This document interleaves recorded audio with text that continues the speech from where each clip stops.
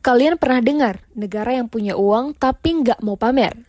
Negara ini bukan Swiss, bukan juga Singapura, tapi ini Oman, negeri para sultan yang mode kalem. Oman adalah negara yang ada di ujung semenanjung Arab. Dia ada di dekat negara-negara besar, seperti UAE, Arab Saudi, dan juga Yaman. Di timur Oman sendiri, ada banyak pantai yang panjang sekali, yang menghadap langsung ke Laut Arab dan juga Teluk Oman. Jadi, Oman bisa banyak sekali berhubungan dengan laut dan juga negara lainnya. Oman itu luas banget, sekitar 309,500 km kuadrat. Kalau dibayangin, ini tuh hampir seluas Jerman ataupun Italia. Di semenanjung Arab sendiri, Oman jadi negara terbesar ketiga setelah Arab Saudi dan juga Yaman. Gak cuma besar, Oman juga punya kombo alam yang sangat amat langka. Dari gurun pasir yang panas, pegunungan tinggi yang sejuk, sampai garis pantai yang cantik banget. Bayangin, di dalam satu negara kita bisa merasakan 3 dunia yang berbeda. Kemudian ada ibu kota Oman, yaitu Muscat. Muscat nggak cuma sekedar kota biasa, dia itu wajah negara. Letaknya di pesisir Laut Arab. Jadi bayangin, pantai yang panjang langsung tembus ke laut lepas. Gak heran, kehidupan warga di sini banyak yang berkutat di laut. Dimulai dari nelayan sampai pelabuhan selalu ramai jadi gerbang perdagangan Oman. Posisinya yang strategis bikin Muscat jadi pusat segala hal. Di sini ada Istana Sultan, kantor pemerintahan sampai jantung ekonominya Oman. Kalau di Indonesia sendiri, Muscat itu kayak Jakartanya Oman, tempat di mana semua urusan besar negara berpusat. Nah, bicara soal keseimbangan, Oman gak cuma pintar menjaga budaya lewat arsitektur ataupun pasar tradisional. Mereka juga punya strategi besar di balik cadangan minyaknya yang sangat amat melimpah. Hal ini justru berbeda dengan negara tetangganya yang fokus bangun mega project super futuristik.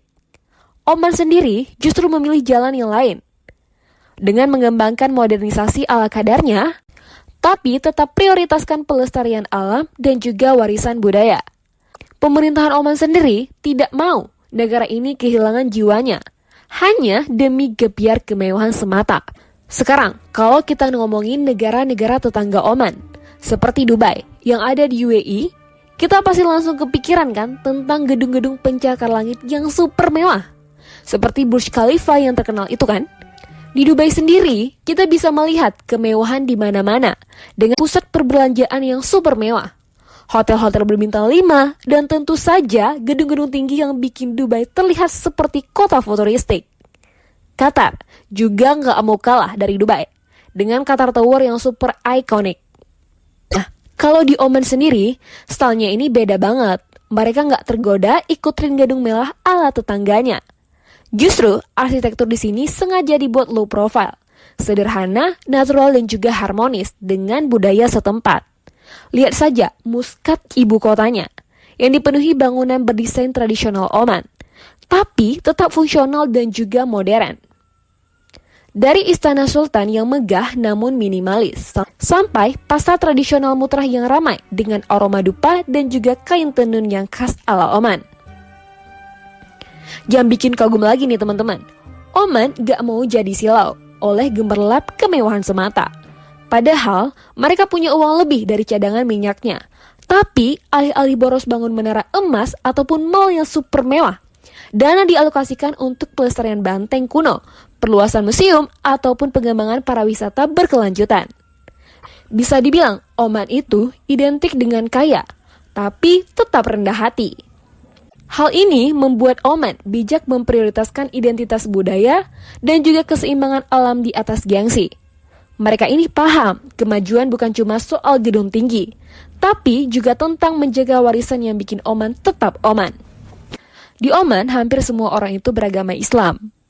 Tapi selain itu, ada juga sedikit orang yang beragama Hindu, Buddha, dan juga Kristen. Meskipun jumlahnya ini bisa dihitung jari sih. Teman-teman sekalian, Oman ini punya tempat-tempat bersejarah yang sangat keren. Ada banyak tempat di Oman yang diakui dunia. Hal ini pun masuk dalam daftar warisan dunia UNESCO. Misalnya seperti sistem imigrasi yang ada di Aflaj. Kemudian ada kota di Tua Kalhat.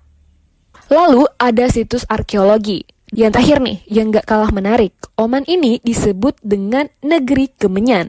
Semua tempat itu sangat penting dan juga keren banget tentunya.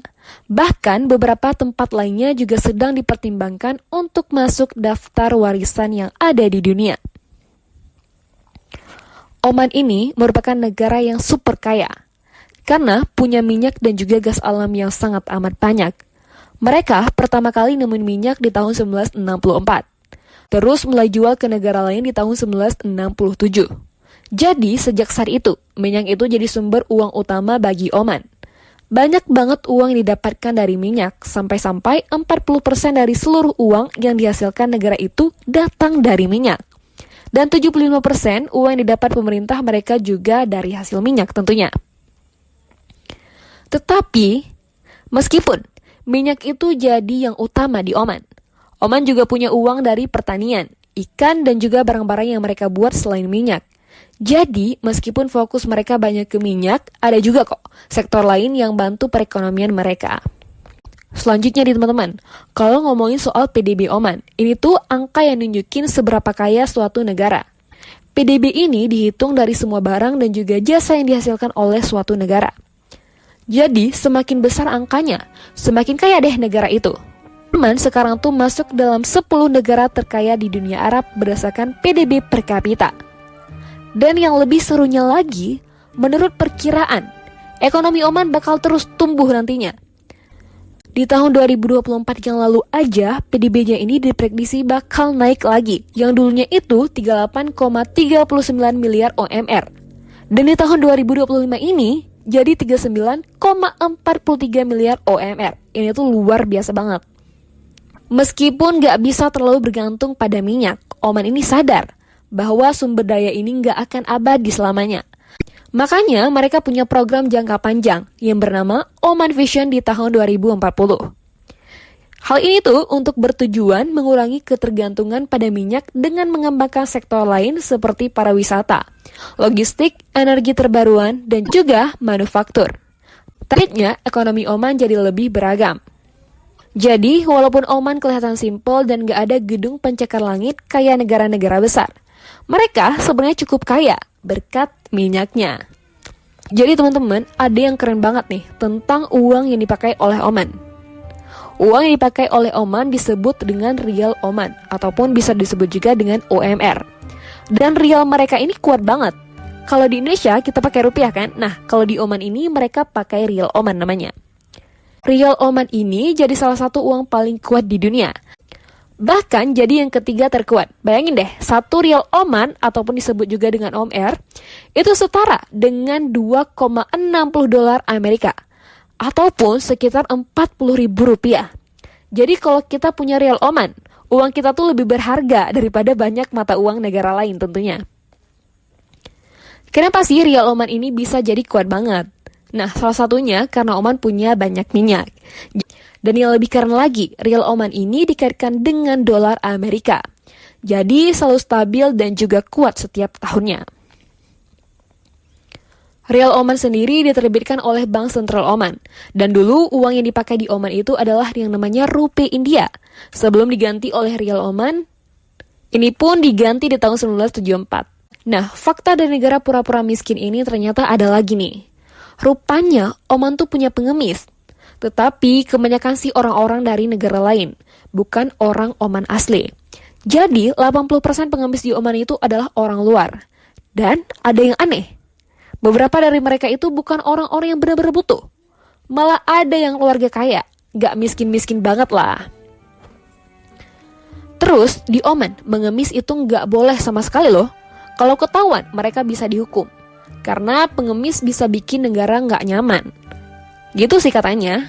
Tapi ada yang keren nih, walaupun ada larangan keras, orang-orang di Oman tuh tetap punya rasa peduli dan saling bantu, kayak keluarga besar.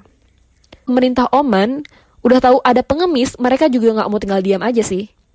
Mereka bikin kampanye anti pengemis, mengajak orang-orang supaya gak mengemis dan lebih fokus untuk bantu-bantu orang lain ataupun kerja di tempat orang lain. Jadi, walaupun ada pengemis, Oman berusaha semaksimal mungkin biar itu nggak terjadi lagi. Dan semua bisa hidup dengan lebih baik dan juga bahagia tanpa adanya pengemis. Itulah fakta-fakta menarik dari negara pura-pura miskin, yaitu negara Oman. Menurut kalian nih, apa sih yang bisa Indonesia tiru dari gaya hidup sederhana ala Oman? Nah, jadi setelah kita bahas banyak fakta menarik tentang negara Oman ini, menurut kalian ada yang berbeda nggak sih antara Oman dengan negara-negara Arab yang lain?